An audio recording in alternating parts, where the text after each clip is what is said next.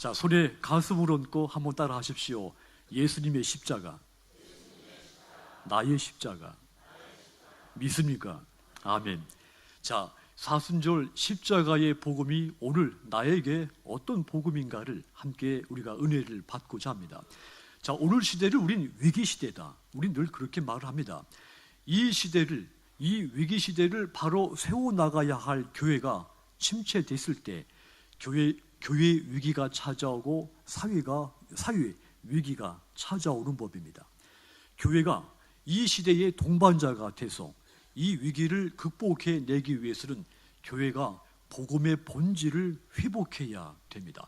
교회가 그냥 건물이 크고 돈이 많고 또 교회가 선한 일을 많이 하고 그러면 그 사회의 동반자가 되고 사회를 이끌어갈 수 있을 것이다. 아닙니다. 교회가 이 십자가의 복음이 회복됐을 때 거기에 재정과 또한 이 교회의 그 인적 자원의 사회 봉사 이런 것들이 어울려져서 마침내 그 사회를 이끌어갈 수가 있습니다. 십자가의 복음은 어디에서나 교회와 국가의 위기를 극복하게 하는 대각성과 회복의 능력이 있습니다. 영국 18세기는 도덕적으로 부패했고 또 무질서 그런 시기였습니다. 대중은 빈곤과 또 무지와 또 폭력으로 물들어 있었지요. 문학은 저속했고 상업은 타락했습니다. 거리 4분의 1이 술집이었습니다. 감옥은 사형수들로 가득 차 있었고 후미진 곳에 가면 교수대가 여기저기 흉측하게 세워져 있었죠. 이 30만 명에 달하는 흑인들을 미국의 노예로 팔아먹기도 했습니다. 경제적인 이 당시 영국 경제 상태가 노예 무역하고 거품 경제로 상당히 위태로웠죠. 한마디로 영국이 그 시점에 18세기에 큰 위기에 빠져 있었던 겁니다. 영국을 이런 위기 속에서 다시 건져 올린 그 큰 동력이 된 것은 요한 웨슬리라고 하는 사람의 영적 대각성 운동이었죠. 이 웨슬리가 십자가 복음의 영적 대각성 운동을 마침내 위기 영국을 다시 회복시키는 데에 동력이 됩니다. 영국은 그가 주도했던 이 십자가 복음 운동으로 마침내 영국이 거듭나게 됩니다. 여러분, 이 십자가의 복음은 교회와 시대를 위기에서 건져내는 놀라운 능력이 있습니다. 예수님의 이 십자가 예언은 예수님이 탄생하기 전 700년 전, 그러니까 오늘 본문 이사야서 53장에 자세하게 예언이 됐었고 그 예언이 700년 다음에 예수님께서 십자가에서 예언된 그대로 성취를 하셨습니다. 오랫동안 우리가 신앙생활을 했는데 내 안에 진정한 변화가 일어나지 않는다면 왜 그러겠습니까? 내 안에 이 십자가의 복음이 없기 때문입니다. 에베소서 2장 1절과 2절 보시면 허물과 죄로 죽었던 너희를 살리셨도다. 그때에는 너희는 그 가운데 행하여 이 세상 풍조를 따르고 공중의 권세 잡은 자를 따랐으니. 자, 우리가 십자가의 복음을 믿기 전에 내 안에 이 십자가의 복음이 불타기 전에는 허물과 죄로 죽은 사람이었고 세상 풍조를 따라다니고 공중의 권세 잡은 통치자, 그러니까 사탄을 따라 산 그런 사람들이었다 그 말입니다. 그런데 4절 5절을 이어서 보면 우리가 바뀐 겁니다. 긍휼이 풍성하신 하나님이 우리를 사랑하신 그 큰 사랑을 인해서 허물로 죽은 우리를 그리스도와 함께 살리셨도다. 십자가의 복음을 내가 깨달아 믿는 순간 하나님의 그 큰 사랑, 독생자 예수님을 내게 보내신 그 사랑을 힘입어 내가 구원받게 되고 그때부터는 내가 사탄을 쫓아다니는 것이 아니라 세상 풍조에 휩쓸려 사는 것이 아니라 주님과 함께 살게 됐다 그 말입니다. 그러니까 나의 생명과 내 신분, 내 존재가 달라진 것은 오직 이 십자가의 복음의 능력에 의해서 변화됐다 이 말입니다. 십자가의 복음은 반드시 우리의 영과 혼과 몸을 변화시킵니다.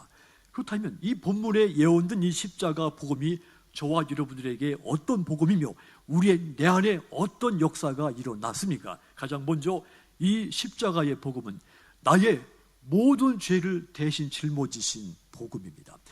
5절 상반절과 6절 말씀 보면 그가 찔림은 우리 허물 때문이고 그가 상함은 우리의 죄악 때문이다. 우리는 다 양 같아서 그릇 행하고 각기 제 길로 갔거늘 여호와께서는 우리 모두의 죄악을 따라서 그에게 담당시키셨도다. 그분이 우리 죄 때문에 찔림을 당하고 상처를 입었으며 하나님은 우리 모든 사람의 죄를 그에게 짊어지게 하셨다, 그 말입니다. 인간은 죄악으로 인해 영원한 심판을 받아야 하는 존재였습니다. 그런데 예수님이 우리의 모든 죄악을 대신 십자가에서 대신 짊어지셨습니다. 이사야 선지자 예언 그대로 성취를 하신 겁니다. 주님은 우리가 육체로 지은 죄, 마음으로 짓고 영으로 짓고 더 나아가서 내가 과거에 지었던 죄, 지금도 짓고 있는 죄, 어쩌면 내가 내일 또 10년 후에 짓게 될 죄, 모든 죄를 이 십자가에서 대신 짊어지신 것입니다. 그래야 우리는 모든 죄악이 용서받고 의롭다함을 얻을 수 있는 길, 이 십자가를 통해 우리에게 열어주신 것입니다. 고난주일에 이 유치부 담당 전도사님이 이 유치부 이 작은 어린아이들한테 이 십자가의 고난을 현실감 있게, 정말 이 어린아이들이 실감 있게 이해시키려고 큰 십자가를 앞에 세워놓고 큰 망치로 못을 3개 꽝꽝꽝 박았습니다. 그리고 이 전도사님이 아이들에게 설교를 하기를, 어린이 여러분, 예수님께서 십자가에 못 박히실 때 얼마나 아프셨겠습니까? 그리고 전도사님이 정말 눈물을 흘리면서 아무 죄도 없으신 예수님이 우리 죄 때문에 이렇게 십자가에 못 박혀 돌아가신 거예요, 이렇게 설교했습니다. 그리고 아이들에게, 이 유치부 아이들에게 물었습니다. 누가 예수님을 십자가에 못 박았어요? 그랬더니 이 아이들이 눈물을 흘리면서 말이죠, 전도사님이요, 그러더랍니다. 여러분, 아이들 세계에서나 일어날 수 있는 일이니까 우리가 웃지만 믿음이 성숙하지 못했을 때는 누구든지 마치 이 어린아이와 같습니다. 나 같은 주인을 위해서 예수님이 십자가를 대신 지셨다는 사실이 믿어지지가 않는 겁니다. 예수님이 십자가에서 내 죄를 대신 짊어졌다는 사실이 믿어지지가 않습니다. 믿음이 성숙하지 못했을 때는 누구든지 다 어린아이 같아서 말이죠. 나 말고 어떤 누군가가 정말 큰 죄를 졌기 때문에 예수님의 십자가에서 대신 죄를 담당하셨을 것이다, 이렇게 생각을 하는 겁니다. 우리는 예수님이 대신 지신 십자가로 인해서 죄를 용서받은 것을 감사해야 합니다. 우리가 지옥의 영원한 멸망으로부터 구원받았다고 하는 것, 이것은 우리 인생에서 최고 중요한 일이며 최고 축복된 일입니다. 우리가 세상에서 부귀도 얻고 명예도 얻고 권세, 권력도 얻고 또 내가 누리고 싶은 이 향락을 얻었다 하더라도, 또 이것보다 더 큰 천하를 얻었다 하더라도 말이죠, 목숨을 잃으면 무엇이 유익하겠습니까? 이것은 주님이 마태복음 16장 26절에서 말씀하신 내용이죠. 사람이 온 천하를 얻고도 제 목숨을 잃으면 무엇이 유익하리요? 사람이 무엇을 주고 제 목숨과 바꾸겠느냐 그랬습니다. 피조물인 인간인 우리는 언젠가는 반드시 한 번은 죽습니다. 그리고 그 후에는 천국과 지옥의 심판이 존재하며 오직 믿는 사람만이 영생의 천국에 이르게 됩니다. 십자가의 복음이신 예수님을 믿는 사람만이 죽음 후에 영원한 생명을 얻을 수가 있습니다. 우린 분명히 알아야 됩니다. 지옥으로 가는 결정적인 이유는 살인죄같이 아주 큰 죄를 지었기 때문이 아닙니다. 예수님이 십자가에서 나의 모든 죄를 대신 짊어지셨다고 하는 이것을 믿지 않기 때문에 지옥에 가는 겁니다. 그래서 요한복음 16장 9절에 보시면 주에 대하여라 함은 그들이 나를 믿지 아니하며, 죄는 다른 것이 아니다, 예수님이 내 모든 죄를 십자가에서 대신 짊어지셨다, 이것을 믿지 않는 것이 죄다, 그 말입니다. 이것이 세상 종교와 기독교가 다른 겁니다. 세상 종교는 내가 선행을 행하고 또 수양을 하고 또 내가 그 참된 교리를 열심히 빈틈없이 지키고 또 고행을 하고, 그래서 내가 구원을 받는다. 나의 구원은 나의 힘으로 받을 수 있다. 이것이 세상 종교입니다. 그래서 자력 종교다. 내 힘으로 내가 구원받는다 해서 자력 종교다 그러죠. 그런데 인간은 어느 누구도 자신의 죄 문제를 스스로 해결할 수 없습니다. 모든 사람은 죽음 앞에 다 무너집니다.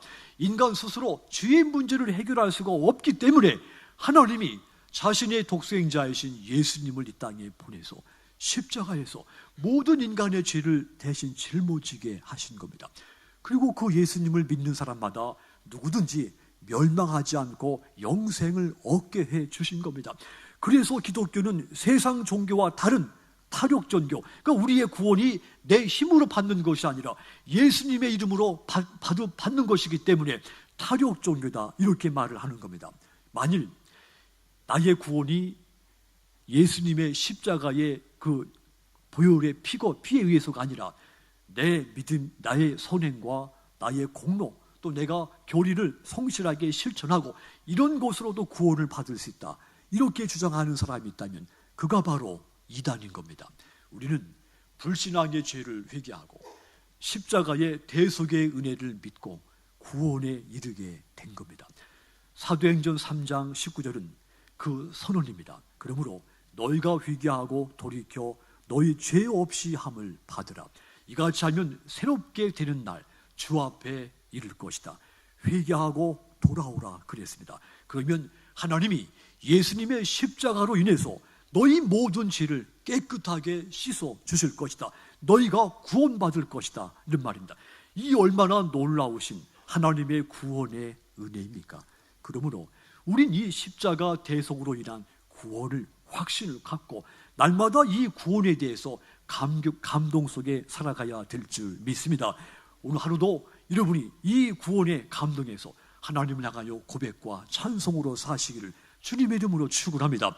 자, 이처럼 사순절의 십자가 복음은 하나님의 독생자이신 예수님께서 나의 모든 죄, 내가 과거에 졌고 지금도 짓고 있고 내가 미래에 어쩌면 짓게 될 그 모든 죄까지 다 대신 짊어지신 것이 십자가의 복음입니다.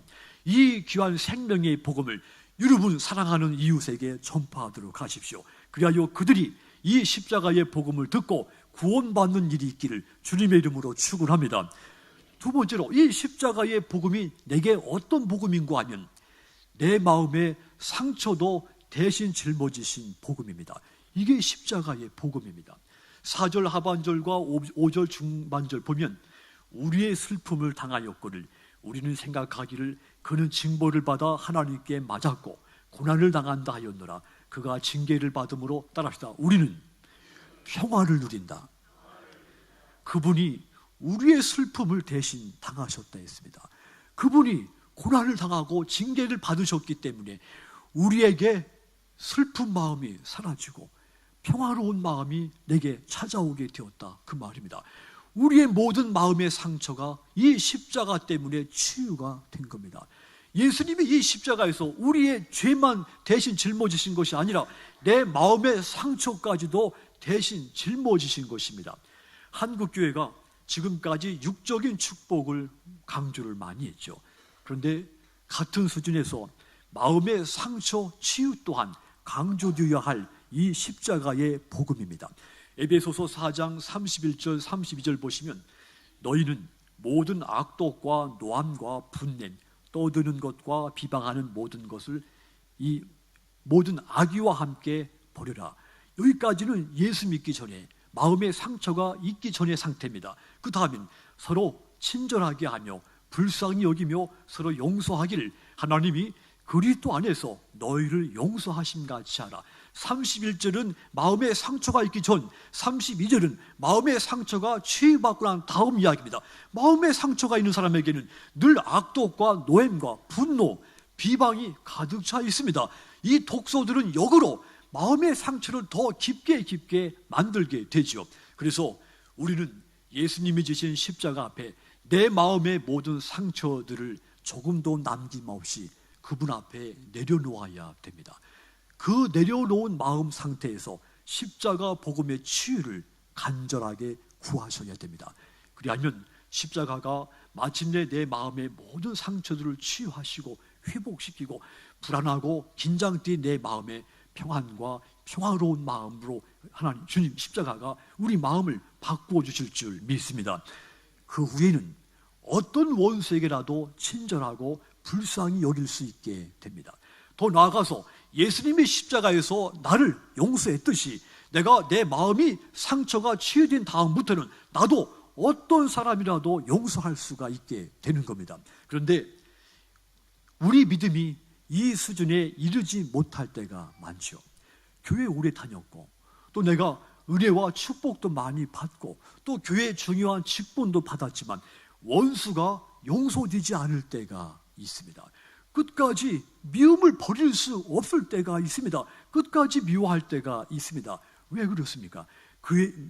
내 마음에 상처가 내 마음을 상처를 치유하시는 이 십자가의 복음이 내 안에 뜨겁게 존재하지 않기 때문입니다. 그냥 이 십자가는 기독교를 상징하는 그 상징으로만 내가 바라보고 살았기 때문이죠. 마태복음 18장 35절 보시면 너희가 각각 마음으로부터 형제를 용서하지 않으면 나의 하늘 아버지께서도 너희에게 이와 같이 하실 것이다. 서로 마음으로부터 형제를 용서해야 하나님도 우리를 용서하신다는 말입니다. 역으로 말하면 우리가 누군가를 용서하지 않으면 하나님도 나를 용서하지 않으신다는 말입니다. 여러분, 용서는 성숙한 믿음, 십자가 복음의 믿음의 열매입니다. 누구든지 이 믿음이 있으면 용서할 수 있습니다. 용서하지 못하는 것은 내 마음속에 이만한 믿음이 없다는 증거입니다. 용서는 이 십자가 복음의 본질입니다. 십자가는 용서의 가장 완벽한 완성입니다. 제가 어제 고속도로로 지나오다가 이 분당쯤에 이 우리들 교회가 이 도로변에서 잘 보이더라고요. 그 분당 이 우리들 교회 그 위벽에 큰 글씨로 가장 큰 복수는 용서다. 그 글을 보고 제가 순간적이었지만 마음에 많은 공감을 했습니다. 여러분, 누군가를 미워합니까? 복수하고 싶습니까? 용서하십시오. 용서가 가장 큰 복수입니다. 이 용서하면 여러분들이 목적한 대로 복수를 하게 되는 겁니다. 여러분, 감리교 창시자 요한 웨슬레가 길을 가다가 정말 오랜만에 만난 친구를 만나게 되죠. 근데 이 친구는 누군가를 용서하지 못하고 미워하고 있었습니다. 이것을 웨슬레가 잘 알고 있었죠. 그래서 그에게 권면을 했습니다. 아직도 그 사람을 미워하고 있는가? 그랬더니 이 친구가 죽어도 그 사람을 용서할 수가 없다 그러더랍니다. 그래서 이 웨슬레가 친구에게 권고했습니다. 정 그렇다면 계속 그 사람을 용서하지 말고 미워하고 살아라. 그런데 한 가지 알아둬야 할 것이 있다. 앞으로 어떤 사람에게 대해서도 미움받을 일을 해서는 안 될 것이다. 왜냐하면 그 사람도 당신처럼 절대 용서하지 않을 그런 사람이 될 수도 있기 때문이다. 이렇게 친구를 권고했다는 말이죠. 이 친구에게 용서하지 못하는 마음에 상처가 있는 것이죠. 자기는 다른 사람을 용서하지 않으면서 타인이 나를 용서해 주기를 바라는 것은 맞지 않는 일입니다. 누가복음 6장 37절은 용서 선언의 원리입니다. 용서하라. 그리하면 너희가 용서를 받을 것이다. 그랬습니다. 용서해야 용서받습니다. 이것이 기독교 신앙의 용서의 원리입니다. 예수님이 가르쳐 주신 주기도문에서도 누가복음 11장 4절에 보면 우리가 우리에게 죄 지은 모든 사람을 용서하오니 우리 죄도 사하여 주옵소서 그랬죠. 타인을 용서한 사람이 용서를 받을 수가 있습니다. 용서하지 않는 사람은 마음에 상처가 있기 때문에 자기 자신을 불행과 고통 속에 끊임없이 빠뜨리는 사람입니다. 행복과 축복을 마치 쓰레기통에 던지는 사람과 똑같은 겁니다. 용서하지 않는 사람의 마음에는 짜증과 신경질과 분노의 감정이 가득하죠. 그래서 아름다운 인간관계들이 다 깨지고 맙니다. 가정이나 직장이나 교회 가면 끊임없이 아픔을 퍼뜨리는 그런 사람이 되는 겁니다. 마음의 상처가 치유되지 않으면 말이죠. 누구든지 마찬가지입니다. 용서는 십자가 복음의 본질이라 그랬습니다. 그러므로 용서가 잘 안 되시거든 십자가를 바라보시기를 주님의 이름으로 권고를 드립니다. 십자가는 나로 하여금 어떤 사람이라도 용서할 수 있게 만들어 줍니다. 사순절에 예수님은 이 십자가에서 내 마음의 모든 상처를 대신 짊어지셨습니다. 우리의 상처받은 마음이 십자가로 인해서 이미 우린 치유가 된 겁니다. 그렇다면 어떤 사람이라도 용서하십시오. 용서할 수 있습니다. 십자가에는 용서 못할 죄가 없습니다. 십자가 앞에서는 용서 못할 죄인도 사람도 없습니다. 용서는 마음의 상처가 치유받은 사람에게서 나오는 거룩한 행동인 겁니다. 이처럼 십자가의 복음은 내게 내 마음의 모든 상처를 대신 짊어지신 복음입니다. 그러므로 마음의 상처를 품고 살려고 하지 말고 이미 내 마음은 예수님께서 내 마음의 상처는 주님이 십자가에서 대신 짊어지셨으니 이제는 여러분 내 마음의 용서를 받았으니 용서하시고 악독을 버리시고 분을 참고 친절하고 비방하지 않고 모든 사람을 향하여 너그러운 마음으로 참으로 십자가의 은혜로 마음의 치유를 받은 사람같이 이렇게 사시기를 주님의 이름으로 부탁을 드리겠습니다. 세 번째로 이 십자가의 복음이 내게 어떤 복음인가 하면 내 몸의 모든 질병도 대신 짊어지신 복음입니다. 4절 상발절과 5절 하반절 보시면 그는 실로 우리의 질고를 지고 그가 채찍에 맞음으로 따라합시다. 우리는 나음을 받았도다. 예수님께서 이사야 선지자 예언대로 십자가에서 우리의 죄를 짊어졌고 마음의 상처도 짊어졌지만 우리의 육신의 질병까지도 짊어지셨습니다. 마태복음 8장 17절을 보시면 선지자 이사야를 통하여 하신 말씀에 우리의 연약한 것, 상처를 친히 담당하시고 병을, 질병을 짊어지셨도다 함을 이루려 하심이더라. 하나님의 아들 독생자 예수님, 이사야 선지자 예언 그대로 십자가에 달리심으로써 저와 여러분의 모든 몸의 질병을 대신 짊어지셨습니다. 그러므로 내 병은 더 이상 내가 짊어지고 가야 할 병이 아닌 겁니다. 예수님께서 이미 십자가에서 내 병을 짊어지셨기 때문입니다. 그렇다면 우린 이 십자가의 복음의 능력을 믿고 내 병을 그분 앞에 십자가 앞에 내려놓아야 되는 겁니다. 십자가 앞에 내 고통스러운 병을 내려놓고 이 질병을 치유하실 주님을 바라보도록 하십시오. 내 연약함을 아시고 그래서 내게 힘을 주시고 마침내 내가 이 질병에서 치유받고 이겨낼 수 있게 하시는 예수님의 그 못 박힌 주님의 손을 붙잡으시기를 주님의 이름으로 부탁을 드립니다. 나 혼자 내 병을 끝까지 짊어지고 가려고 하는 것은 신앙인이 아닙니다. 이것은 십자가의 복음을 믿지 못하는 행동인 겁니다. 십자가의 능력으로 내 병이 온전케 치유된다는 것을 확신을 가지시고 그분 앞에 우리의 모든 질병을 다 내려놓으시기를 주의 이름으로 축원합니다. 그 순간 우리의 모든 질병들이 치유될 줄 믿습니다. 마가복음 2장 17절 보시면 예수께서 들으시고 그들에게 이르시되 건강한 사람에게는 의사가 쓸데없고 병든 자에게라야 쓸데가 있느니라. 선언입니다. 주님이 이 땅에 오신 목적을 선언하신 것이죠. 나는 병든 사람을 위해서 이 땅에 왔다. 십자가에서 너희들의 질병을 대신 짊어지기 위해서 내가 이 땅에 왔다는 말씀입니다. 그렇다면 그분께 내 병을 맡겨야 되는 겁니다. 그러면 주님이 치유를 하십니다. 예수님에게는 못 고칠 질병이 없습니다. 마태복음 19장 2절 보시면 큰 무리가 따르거늘 예수께서 거기서 그들의 병을 고치셨느니라. 그들의 큰 무리 가운데 여러 가지 수많은 병자들이 있었습니다. 그들의 모든 병을 고치셨다 그랬습니다.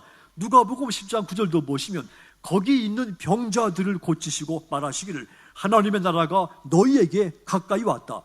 십자가의 복음이신 예수님, 각세 병든 많은 사람들이 찾아왔을 때 그 모든 병들을 다 고치시고 하나님 나라를 선포하셨다는 말입니다. 누가복음 4장 40절도 보시면 해질 무렵에 사람들이 온갖 병자들을 데리고 나오매 예수님께서 일일이 그 위에 손을 얹으사 고치셨다 그랬습니다. 수많은 온갖 그 병든 사람들, 그들의 각각의 질병들을 손을 얹고 안수하셔서 모두 고치셨다 그랬습니다.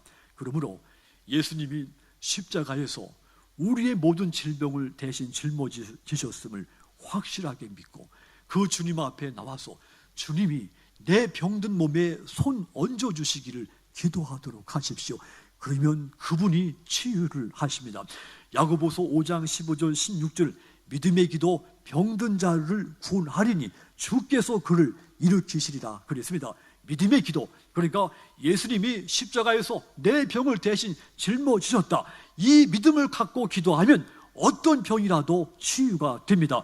이것이 십자가의 복음이 나의 복음인 겁니다. 사랑하는 성도 여러분, 우리가 아무리 어렵고 힘들어도 주님을 떠나서 살 수가 없습니다. 그래서도 안 됩니다. 주님을 떠난 인생은 마치 물을 떠난 물고기와도 같기 때문입니다. 우리는 주님의 십자가를 떠나서 한순간도 살아갈 수가 없습니다. 그렇게 구원받은 사람들입니다. 수천 년 전 예언대로 예수님은 십자가의 복음을 완성을 하셨습니다. 그 복음은, 그 십자가의 복음은 오늘 저와 여러분의 복음입니다. 우리의 모든 죄악을 대신 짊어지신 복음, 내 마음의 상처도 대신 짊어지신, 내 몸의 모든 질병조차도 대신 짊어지신 것이 내게 있는 십자가의 복음입니다. 금주 한 주간에도 이 십자가 복음의 능력을 매일매일 묵상하시면서 죄 용서에 감사하시고 마음의 평안을 누리시고 몸의 건강으로 한 주 한 주 살아가시는 여러분들이 다 되시기를 주님의 이름으로 축원합니다. 기도하겠습니다.